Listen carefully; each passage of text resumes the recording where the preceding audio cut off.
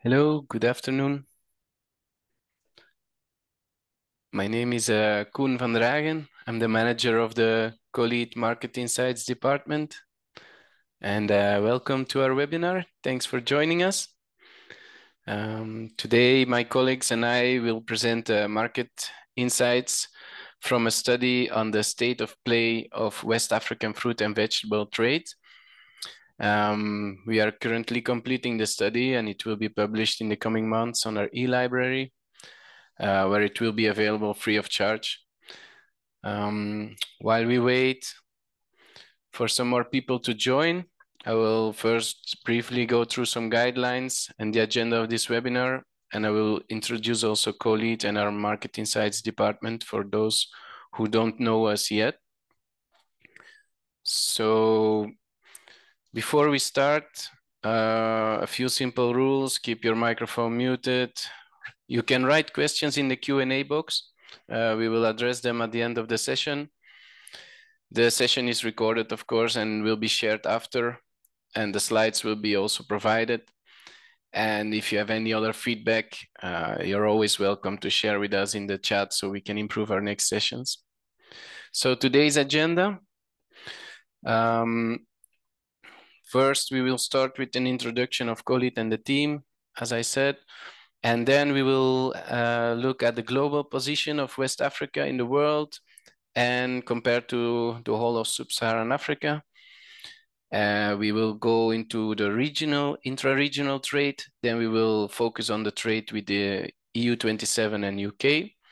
After that, we will discuss the trade with Asia. And we will wrap up with some conclusions and opportunities that we identified. And finally, there will be the question and answer session. So let's start with the Co-Lead introduction. So Co-Lead, which stands for Committee Linking Entrepreneurship, Agriculture and Development, is a private non-profit professional association of more than 500 members that existed for about 50 years. And previously, we were known as Cole ACP. Our mission is to facilitate and implement actions allowing to increase the contribution of the agricultural sector to the achievement of the Sustainable Development Goals. Our vision, Growing People, focuses on developing individuals as they are key to agricultural progress. We also support businesses to sustainably access markets. And we define ourselves as a toolbox and a network. Yeah, indeed, we are a strong network of businesses, service providers, training centers, research institutes, and more. And the toolbox aspect, I will explain in the next slide. Co-Lead operates in more than 50 countries in Sub-Saharan Africa, the Caribbean, and the Pacific, and mainly on the fresh fruit and vegetable sector, but not only that. Recently, our activities have expanded to new countries and the whole of agri-food sector. So we are increasing the number of target countries to more than 140. And if you want more information on our programs or activities, we invite you to visit our website. So about the tools, we have a resource center, and it's built on 25 years of experience and knowledge production. Our training management system has received the ISO certification, showing our commitment to skill development through education, learning, and research. If you're interested in one of our trainings, you can find all of them in the training catalog, which covers about 8 themes: environmental management, sustainable production, food safety, business development, plant health, social responsibility, and so on. So all these courses can be found on our e-learning training platform, which can be accessed via our website. And via our website, you can also find the e-library, where you have access to production guides, market studies, such as the one that is presented today, also training guides and so on. We have an analytics page where we also will come back to later in this webinar with interactive data on agricultural production, global trade, EU interceptions, and so on. There is a specific website which is called Agrinfo, with information on regulations, regular updates on the regulatory changes in the agri-food sector, with, of course, focused on Europe. We also have a self-assessment tool which is implemented by our partners, beneficiaries during the programs. We have the news and events. There is a co-lead newsletter, and there are various online events such as this one where we inform about specific topics, trade fairs, and so on. And so all the resources on this slide are freely accessible. Some are available on request or reserved for co-lead members, but most of it is available online via our website. Then if we look at co-lead department and activities, we see that co-lead has an holistic approach. So we develop our programs centered around three key pillars: facilitating market access, strengthening value chains, and leveraging impact. And these three pillars are carried out through the different co-lead departments. So for us, the Market Insights department, we are situated under the first pillar, which is increasing market access. We focus our activities on different points that will be explained in the next slide. And then there is also the Research and Innovation Brokerage department that supports with research into new generations of phytosanitary products, innovative production techniques, and so on. There is the Regulations and Standards department that monitors changes into regulations and things like that. And then the second pillar, which is actually the core of co-lead's work, is strengthening value chains, where we focus on building capacity through technical assistance and training. And this support is delivered both online and on the ground. And it includes professional training, working directly with companies and their teams to strengthen their skills and operations, and so on. And then there is the third pillar, which is leveraging impact, and that emphasizes on showcasing business successes done through webinars organized in collaboration with, for example, PAFO in Africa, or ICA in the Caribbean region, and PIFON in the Pacific region. And it also involves participation in research programs via the Networks and Alliance Department, or facilitating business growth through the Access to Finance department. And all these three pillars are supported by a set of digital tools and resources, which are provided through a comprehensive toolbox that I've discussed just before in the slide on the resources. Then if we look at our Market Insights department, it consists of 4 people for the moment, and we collaborate with a large network of independent experts, and we combine that with the expertise of our own co-lead members. We collect and cross-reference data, which we store in our own data warehouse, and that allows us to create interactive dashboards or do analysis for studies like the one we are presenting today. We also follow up the latest developments in the agri-food sector, and we share information and analysis gathered from trade shows, as well as from social media and so on. And we produce publications and reports on various aspects of trade and supply chains. Some of them we present during our webinars. So finally, our goal is always to transform information and data into actionable insights, and so support business development by helping companies access new markets and facilitate meetings with new clients or suppliers. That's all the work we do with Market Insights. But now I think it's time to focus on our study of today. So let's focus on West Africa. And we will start with a short overview of the goals of the study and a quick look on how West Africa is positioned in the world and in Sub-Saharan Africa. So the objectives of the study was mainly to provide a snapshot of West Africa's fruit and vegetable trade over the past decade. We focus on 3 dimensions: production, intra-regional trade, and trade with other world regions such as the EU and Asia. Another objective is to identify structural challenges, for example, with logistics or market access, processing gap, the need of diversification. And ultimately, the study was meant to support exporters, policymakers, and partners with actionable insights to strengthen their decision-making. With regards to the methodology, we cover products under 3 chapters of the harmonized system that is used to register trade. So it's basically fresh vegetables, fresh fruits and nuts, and then processed fruit and vegetables. So these are chapter 7, 8, and 20 for those who know the HS system. And we look at a 10-year horizon with data reaching to 2023 for West Africa and 2024 for trade with the EU. So there is a bit of a lag, 2 years delay with the data, but that's because we use only consolidated trade data and it takes a bit of time for those to become available. We apply a combination of quantitative data with qualitative information from literature and policy review. And the regional scope is, of course, West Africa. So we base ourselves on the 16 countries that were part of ECOWAS before 2025. And yeah, we consider the trade dynamics with the rest of Sub-Saharan Africa and external regions.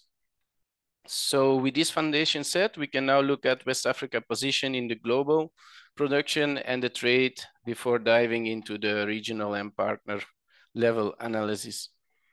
West Africa is the leader in terms of production in Sub-Saharan Africa with 292 million tons of fruit and vegetables produced in 2023. So this represents 53% of the total fruit and vegetable production in Sub-Saharan Africa, while the land area is only 25% of the total of Sub-Saharan Africa. So a quarter of the land, but 53% of the production. And the population is also huge, so 466 million people, which is about 38% of the whole population of Sub-Saharan Africa. If we focus on the fruit and vegetable production in West Africa, we can see that Nigeria dominates the picture, accounting for about 60% of West Africa's production on its own.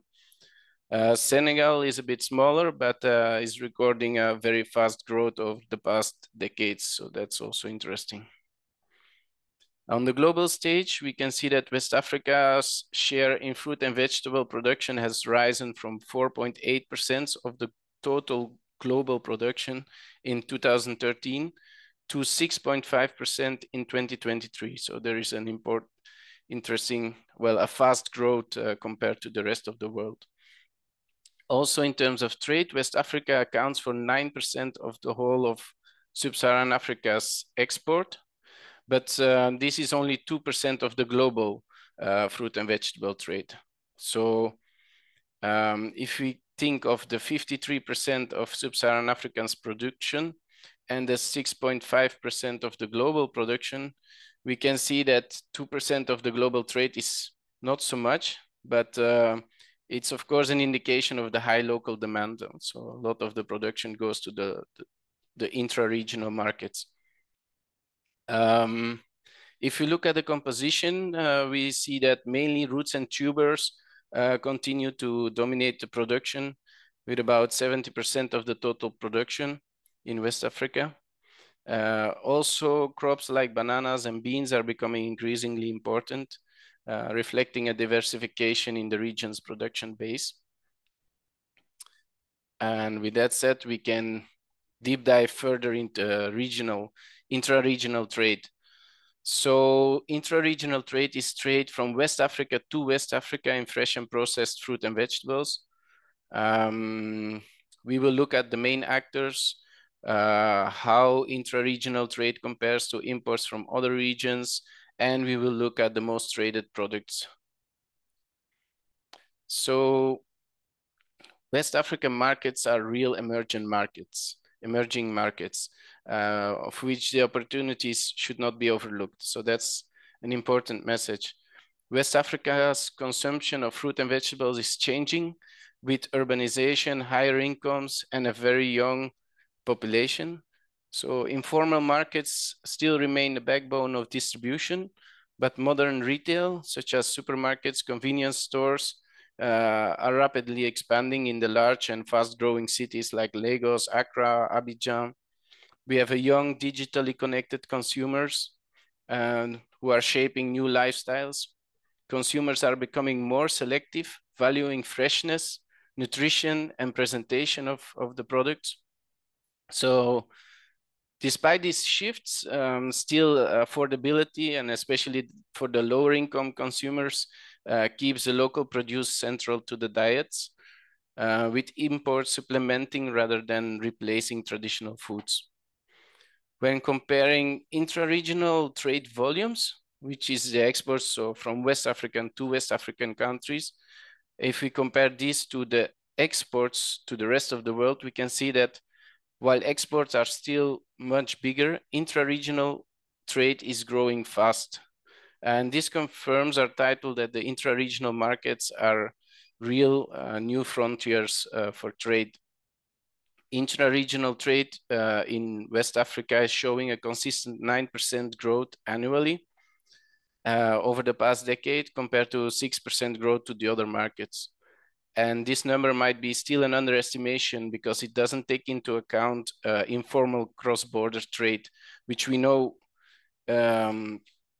represent a considerable amount of the total trade volume, but there are no conclusive estimates of the actual size of this informal trade.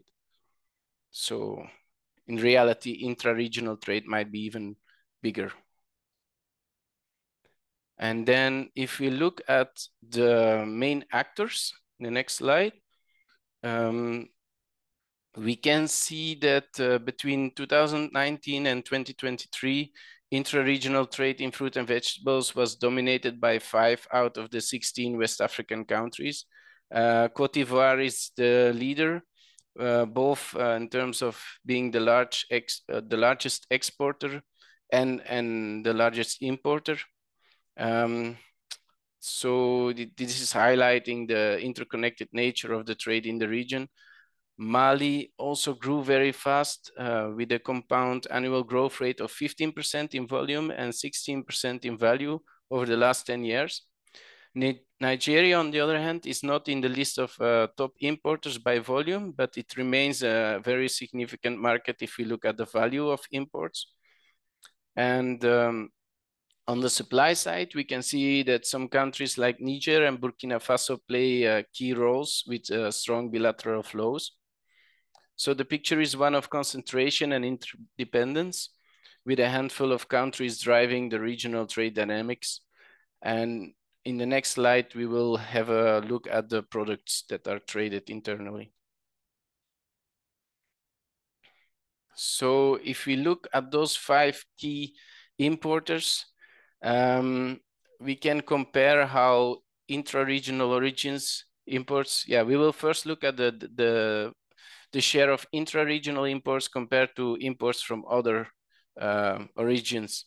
So for these 5 key countries. And overall, we can see that in these countries, West African suppliers play a critical role in the regional import dynamics, with a strong growth in all of them compared to global suppliers. So showing that the regional exporters are already capitalizing on the intra-regional opportunities. Especially for Côte d'Ivoire, Mali, Ghana, and Burkina Faso, we see a high reliance on intra-regional supply. So 40 to 60% of their total fruit and vegetable imports volume is coming from intra-regional origins. And as said, Mali stands out in terms of growth. A majority of imports from Mali are coming from West African origins. And this share is still increasing because we see a growth rate of 15% over the last 10 years. And the global supply to Mali is actually declining, so slightly. And Senegal is a bit an exception.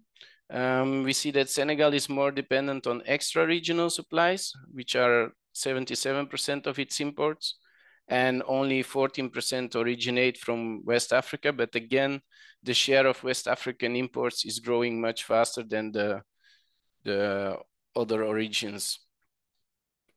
When looking at the top extra-regional or global suppliers to West African markets, we can see that Netherlands is coming back a lot of times together with other EU origins such as Belgium, France, and Spain.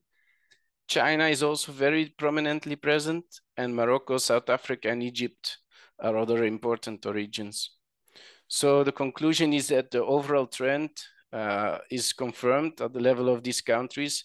West African supplies grow faster than global supplies in all markets. And this is positioning the region as a rising and reliable source and market for fruit and vegetables. Then on the next slide, we can have a look at the products. So we can see that a handful of products dominate the trade, reflecting both the market demand and the regional production strengths. Onions and shallots are the undisputed leader across all countries, followed by bananas and mangoes, also gaining importance due to their high value growth. Another interesting product is processed tomatoes, which, although less in volume, is highly significant in terms of value.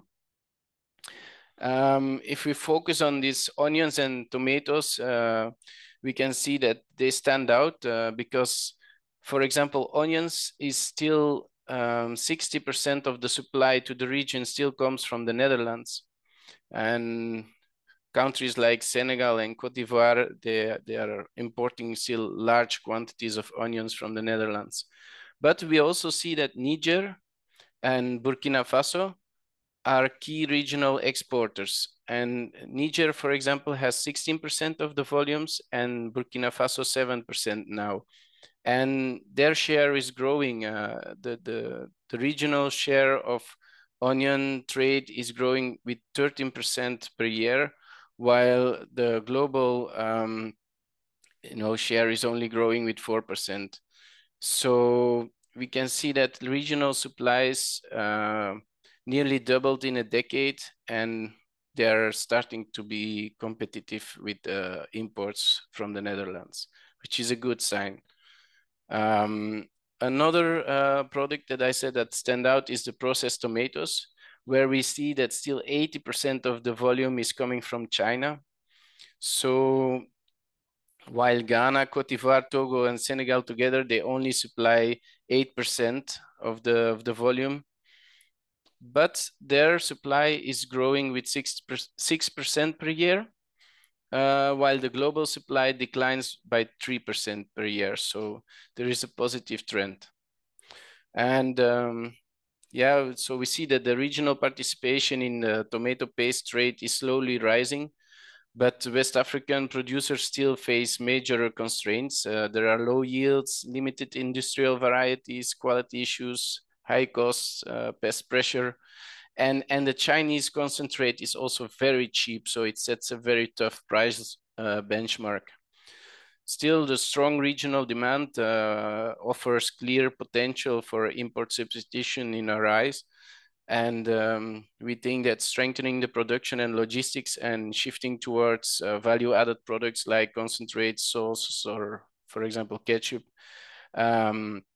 might be key opportunities to capture more of the market. And with that said, we can have a finally look at what is facilitating trade at the West African level. So we see that West African trade environment is defined by a regional integration, and most of the countries have multiple memberships in different economic communities, such as ECOWAS, WAIMU, SENSAT, and others, which all aim at lowering barriers and creating larger markets. Recent agreements, such as the African Continental Free Trade Area or the ECOWAS WAIMU strategy, expand these opportunities, especially for agricultural products. So exporters can benefit from reduced tariffs, better infrastructure, but still the compliance with both regional and national rules remain critical, of course. Standards are also increasingly being harmonized with international norms. And ECOWAS has also introduced initiatives, for example, to control pests and streamline inspections at the regional levels. An example is the Regional Innovative Fruit Flies Control System, the CIRI-MIO. And as a key challenge going forward, we see the exit of the Alliance of the Sahel states, so Mali, Niger, and Burkina Faso that are leaving ECOWAS, which could reshape the trade flows in the region. So this is to be seen how that will evolve. In terms of logistics, we see that logistics are also evolving with ports and economic corridors at the center of the regional trade. But bottlenecks and delays are still caused by underdeveloped infrastructure and fragmented regulations. And this drives up the costs at times. Recent investments and reforms, such as, for example, Ghana's customs modernization, new transport infrastructure across WIMO states, specialized perishable facilities, strong foreign investor interest are anyway improving the efficiency. Conferences also like the last year, Transport Evolution West Africa, TEWA, in June. It was quite interesting to bring all actors together and exchange knowledge and ideas. And also the implementation of the Africa Continental Free Trade Area framework further fuel the momentum through sustained efforts, which is needed to overcome these persistent barriers.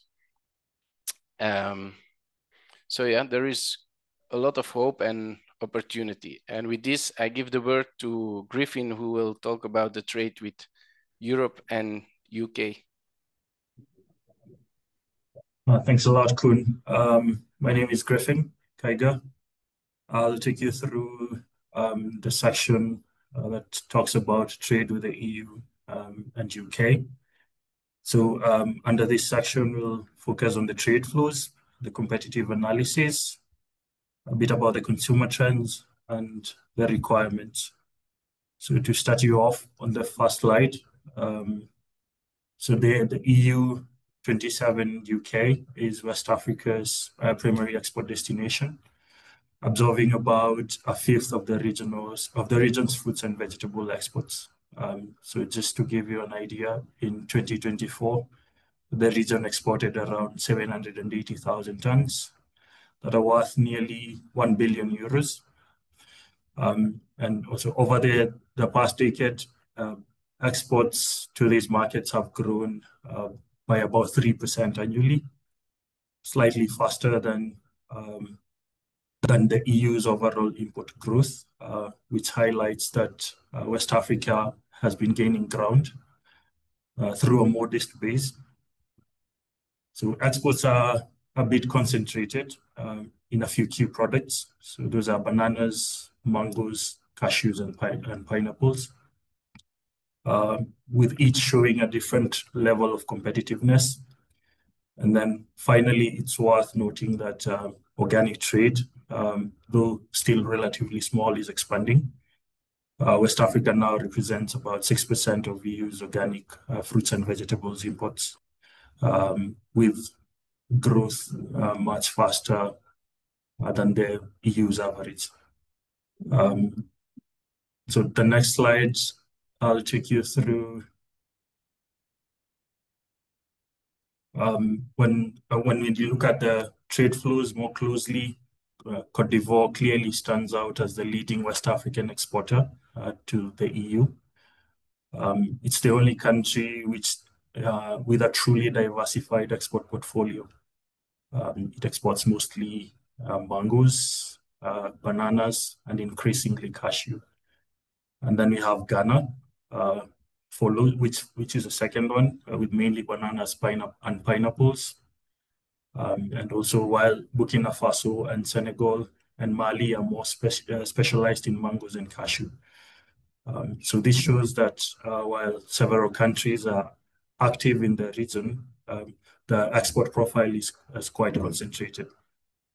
Now, on the European side, France is by far the main entry point for West African products, reflecting both historical trade ties and strong demands. Belgium is the second one, mainly as a logistic and re-export hub, especially for bananas. And now the UK is also a significant and growing importer, showing the importance of post-Brexit bilateral agreements for maintaining market access. So looking at the next slide on competitive trends, when we compare products, we see different levels of competitiveness for West African exporters to the EU market. Here is a table that summarizes an analysis we have done in the study on a few of the selected products to look at the competitivity of Western African countries compared to extra EU suppliers of those same products. So in green, you can see the growth rate of West Africa's supply when it's stronger than the EU importers, meaning West Africa is gaining share on other suppliers. So to start us off, our bananas, which is by far the most important fresh fruit import for the EU, but also the most concentrated. So we have countries like Ecuador, Colombia, Costa Rica, together supplying nearly 3/4 of EU imports. So West Africa's share is at almost 7%, and this is led by countries like Cote d'Ivoire and Ghana. So the growth has been steady, slightly stronger than the EU imports, which represents quite a significant volume for this crop. Now, the second one is mango, a strong point for West African countries. So the region supplies about 15% of EU imports, led by Cote d'Ivoire. Now, the performance is mixed. Cote d'Ivoire and Burkina Faso have grown significantly, while Senegal has seen its export decline in recent years. The advantage of the region here is seasonality. So the harvest calendar complements Latin American supplies and fill a strategic gap in the market. The challenge is ensuring quality and cold chain reliability. And finally, regarding cashew, while Vietnam and India still dominate, West Africa has emerged as an alternative supplier, accounting now of 12% of EU imports, with Cote d'Ivoire firmly established as the third largest supplier. So growth has been strong, much faster than EU imports. And other countries like Burkina Faso, Benin, Ghana, and Nigeria are also increasing their presence. So this reflects both rising production and the first steps in more local processing. So overall, banana remains a niche. Mango represents a seasonal advantage, and cashew are the strong growth drivers in the EU and UK markets. Looking a bit at the requirements. So the next slide.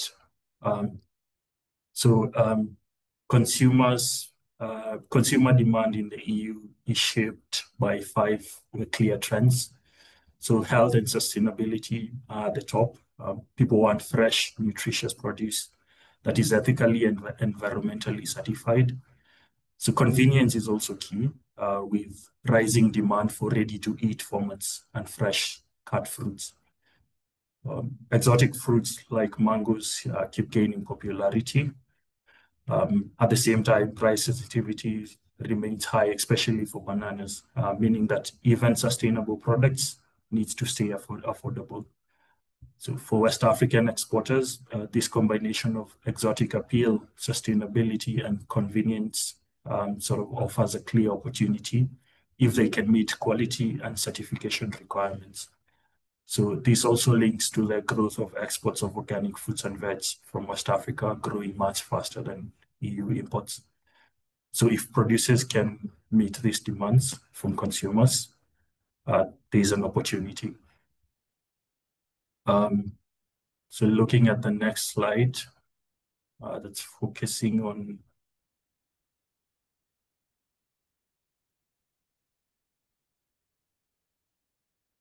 on the requirements. Sorry. So accessing the EU markets comes with very strict requirements.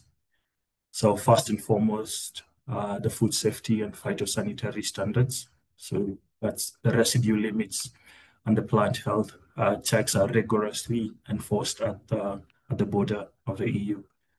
So the second is that certification and traceability are now mandatory for buyers. So that's Global GAP, Organic, Fair Trade, and Rainforest Alliance are often the prerequisites to enter supermarket supply chains. So the third one is the logistics and the cold chain are critical, particularly for highly perishable products like mangoes and pineapples. So without reliable cooling, quality cannot be guaranteed. And finally, sustainability reporting is increasingly asked by buyers. So they want proof of low carbon footprint, deforestation-free supply chains. The risk of non-compliance are very severe. So from shipment rejections to loss of contracts and reputational damage. So to stay informed of the regulatory changes in the European Union, you can subscribe to our platform, AgriInfo, where all the changes in EU regulations are recorded and explained to inform you. You will also find other resources such as publications, explainers, or webinars. So this concludes the section on EU market. So we'll move on to the trade with Asia section, which is quite different than the EU. So cashew, we will notice that cashew really dominates the market.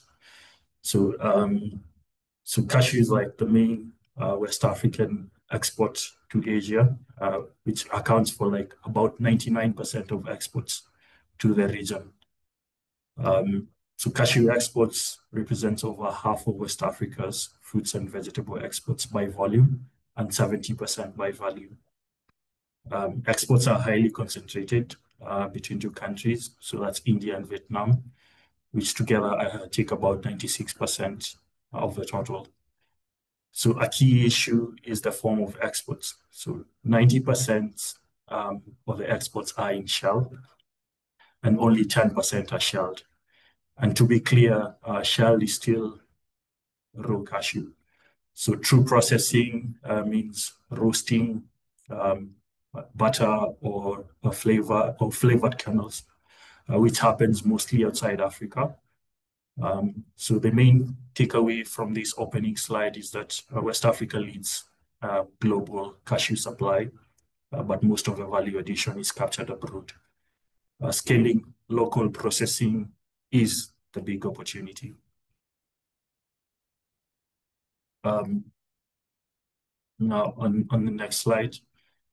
So here we look at the main exporters of cashew. So the top 5 exporters account for around 80% of the exports of the region. And all the countries are showing a growing export trend except for Benin and Guinea-Bissau for the period 2013 to 2023. So most exports from West Africa to Asia are raw. However, the exports of shelled cashew nuts is growing, like I mentioned previously. To give you an example, direct exports of shelled cashew nuts to the EU and UK grew by 22% over the last 10-year period. So that's 2014 to 2024. A good case study is Nigeria, where the exports of shelled cashew nuts grew by 58%, reaching 143,000 tons in 2023, which was 41% of its cashew exports. So processing is being boosted by government policies, which include export tariffs, special economic zones, public-private partnerships, among other reasons. So Nigeria was a major exporter of shelled cashew nuts from West Africa to Asia in 2023.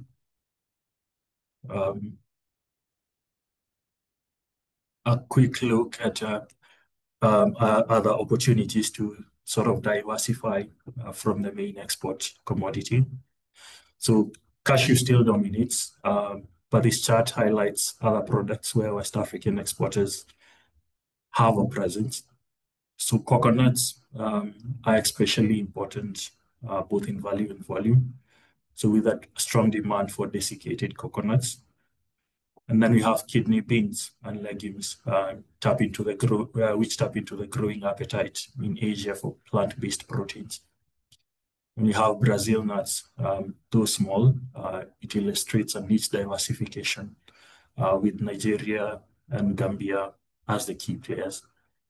And then finally, organics represent a premium growth market in Asia, where this aligns with the health and sustainability trends we see globally. So together, these products show that while diversification is small compared to cashew, the growth potential is real and strategic. So on the next slides, I'll talk a bit about the challenges and opportunity. So on logistics, so one of the biggest hurdles for West African exporters to Asia is logistics. So there's long shipping routes through the Cape of Good Hope, adds delays and raises the cost. Freight and energy costs are often higher than competitors in Asia. So, however, there are positive signs. So, my colleague Poon talked about major port investments in Tema and the partnerships with DP World and YMO Africa Cold Chain projects. So this can reduce the cost, improve reliability, and help exporters to stay competitive. Another challenge is the processing gap. So it's a critical challenge in that 95% of the cashew is exported unshelled. So this means that West Africa loses out on the most profitable part of the value chain, which is processing into kernels. So local processing creates jobs, retains value, and strengthens the bargaining power. So in the previous slide, I showed an example of Nigeria and what is possible. It processed cashew exports to Asia have grown rapidly thanks to the government policies and investments. So scaling similar policies across the region could transform the industry. So another challenge is on the diversification potential. So there's a heavy reliance on cashew, which is risky. So prices are volatile and global competition is strong. So West Africa needs to diversify its sort of export basket. So, and coconut, legumes, and organic products are three promising growth areas with rising demand in Asia. So by broadening this product mix, the region can reduce its vulnerability and capture new market opportunities. In the next slide, I'll focus a bit about the competitiveness of the key products. So this table shows how West Africa competes with other suppliers in Asia. So West Africa clearly dominates, supplying about 70% of Asia's imports of cashew nuts in shell. Cote d'Ivoire is like the largest, followed by Ghana, Nigeria, and Benin. So growth is steady, at around 5% per year, in line with Asia's demand from the rest of the world. In the shelled segment, we see that Vietnam is still a leader, but West Africa supplies about 40%, coming mainly from Ghana and Nigeria. So Asia's demand is rising very fast, at 15% per year, while West Africa's exports are growing at 5%.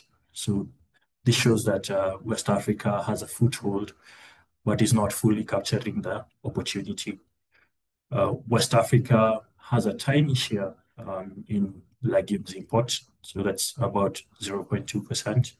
But Nigeria's exports are growing fast, at a compound annual growth rate of 58%. And that's it from the trade with EU, UK, and the trade with Asia.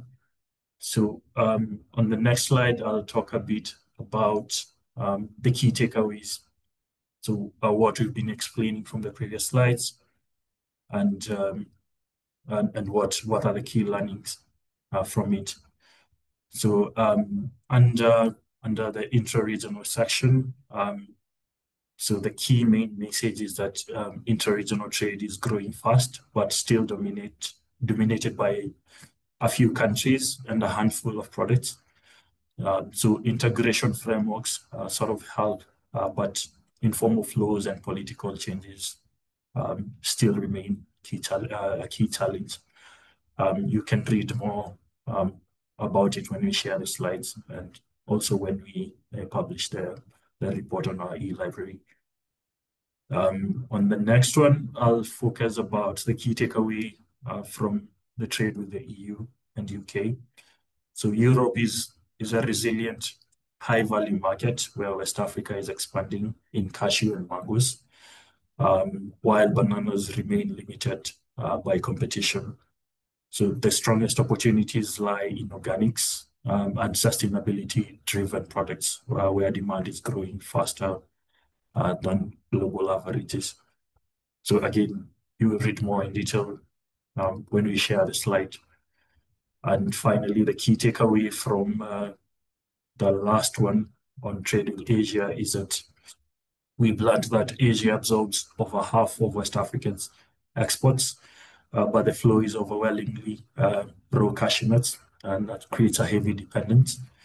So expanding local processing and diversifying into products like coconuts and legumes and organics are essential to capture more value and reduce risk.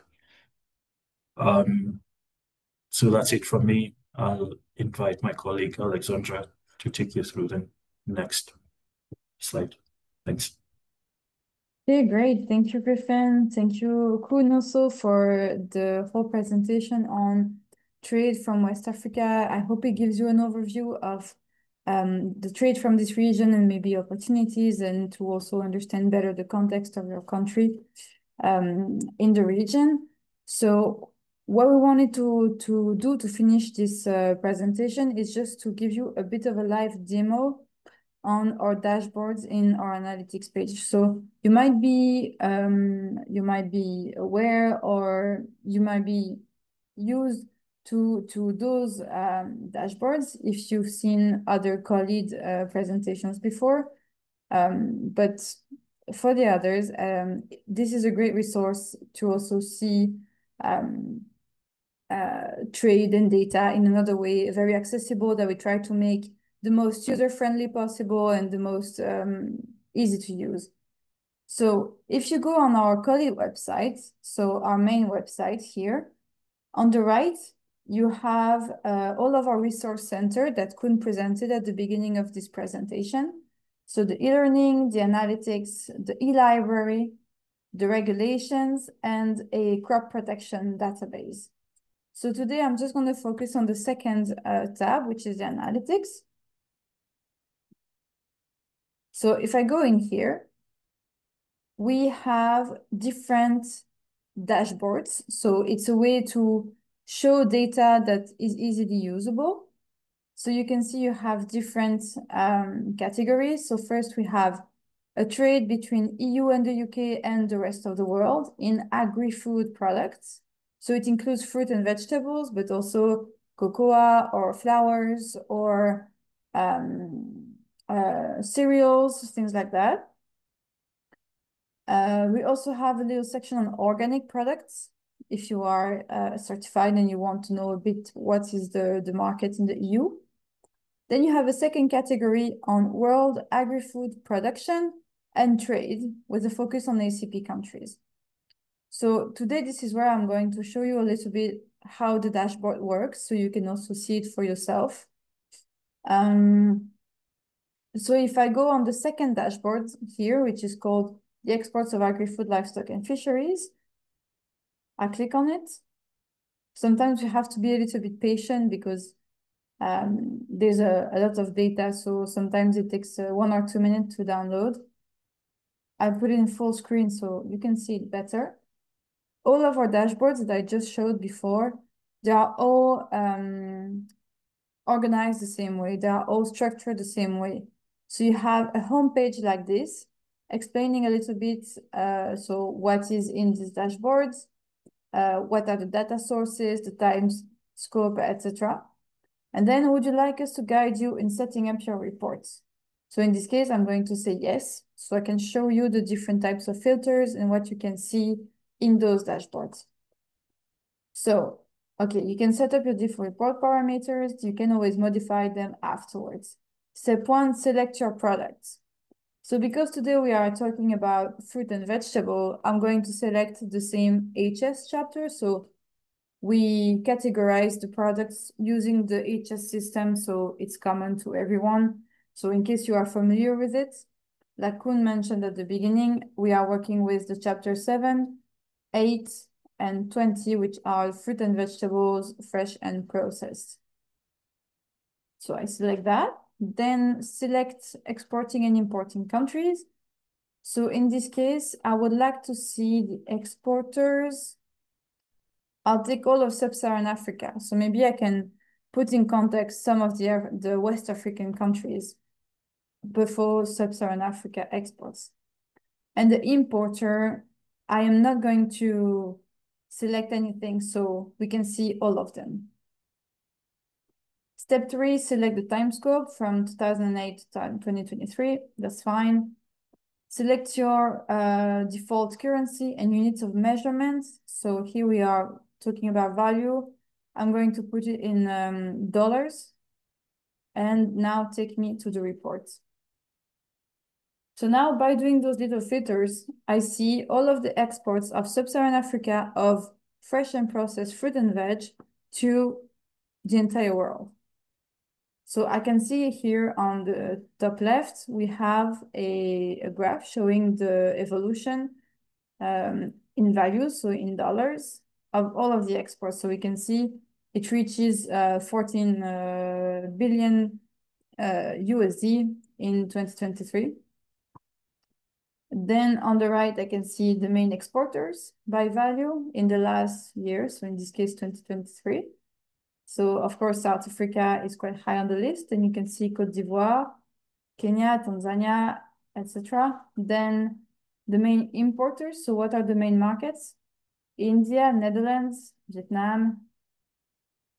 And what are the main traded products? So here, it's what we were saying earlier in the presentation. So we see cashews, then citrus products that are mostly from South Africa, etc. What's really interesting with those dashboards is that it's interactive. So if I click somewhere, it adapts for the rest of the graphs. So for example, I want to know what are the main exports from Ghana. I click here on Ghana and everything adapts. So you see now we have different graphs, different tables. So from Ghana, you can see the exports are a little bit more fluctuating. The main destination is still India. It's also a lot of cashew, then banana, mangoes, etc. It helps also to give you like the context. So you can see Ghana is actually the 1, 2, 3, 4, 5th exporter in Sub-Saharan Africa. If I click again on Ghana, it removes the selection. So now maybe I go directly in the products and I want to know what are the main exporters and importers for avocado. So I click on avocado and it's the same. So everything adapts. I can see that there is a very strong increase in exports of avocado, and it goes mostly to the Netherlands, so mostly the EU, United Kingdom. Then we also have the UAE, Spain, France, etc. So this is just a very small snapshot of what you can see on our interactive dashboards. It's very interesting. There's a lot of things that you can learn from there. It looks at all of the agri-food trade and from all of the countries to all of the countries. And we have different dashboards also showing more focus on the EU or on organic products. There's also on RASF notifications if you are exporting to the EU and you want to know if there's notifications or interceptions from your country or for your product. So there is a lot of things that you can see here. So I'm going to give the floor back to Koen for 4 minutes of Q&A session. But don't hesitate if you have questions on the report, on the presentation, or on the dashboards. Also, if you don't have the time to answer all of the questions, we will send them back by email afterwards. So thank you. Okay, thank you, Alexandra. So yeah, there were a couple of questions in the Q&A. One I have already answered. Then there is a question about which legumes are traded with Asia. I think we will do a bit of detailed research on that and answer in the follow-up email after this webinar. And then somebody from Nigeria is asking if the analytics feature is free. Yes, it's completely free. So feel free to discover it on our website. You can open all the dashboards, browse around. It's a very nice thing once you get used to use the filters and the dashboard. So feel free to explore it. We also received a few questions before the webinar. For example, on the possible markets for fruit exports and the requirements. So as we said in the presentation, I think a very interesting market is West Africa, where the demand is becoming more diverse and is growing fast. And, you know, the consumers are looking for freshness and nutrition and different products. So I think fruits fit perfectly in that search for healthy foods. And there are the huge urban areas in coastal countries in West Africa, which are growing markets for these products. In terms of requirements, as we said, we see that the regional regulations are aligning more and more with international benchmarks, such as the Codex Alimentarius and UNECE and EU marketing standards. And at the regional level, we see that ECOWAS promotes this alignment through its ECOSHAM. So it's the ECOWAS Standards Harmonization Model, which is a framework that harmonizes technical standards across member states and supports the development of consistent product quality and safety rules. So this is something interesting to follow. But yeah, we also see that each country still has its specific import rules, and it's important to check the requirements with the local partners. And they can direct you to specific regulations and the local authorities that are responsible for that. So we see that each country, for example, Ghana has the FDA, Nigeria has the NAFDAC, Senegal has the ASNC. So those are all ministries, authorities that define the regulations in these countries. In our study, we will also have links to these different institutes where you can check for the requirements. And if you look at the international level, we still see that key market is Europe. And you can find more information about that in the slides and the study. And I want to mention again our AgriInfo website with really interesting and very recent information on all regulations that impact the trade with Europe. So that's super interesting to find information.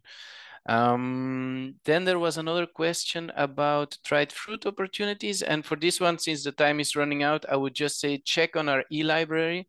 We have specific studies on dried pineapple, for example, from Guinea. We have a study on dried mango, and we have another study focusing on dried mango from Mali. So there are already quite interesting and recent studies out with that discover the whole market opportunities for these products regionally and internationally.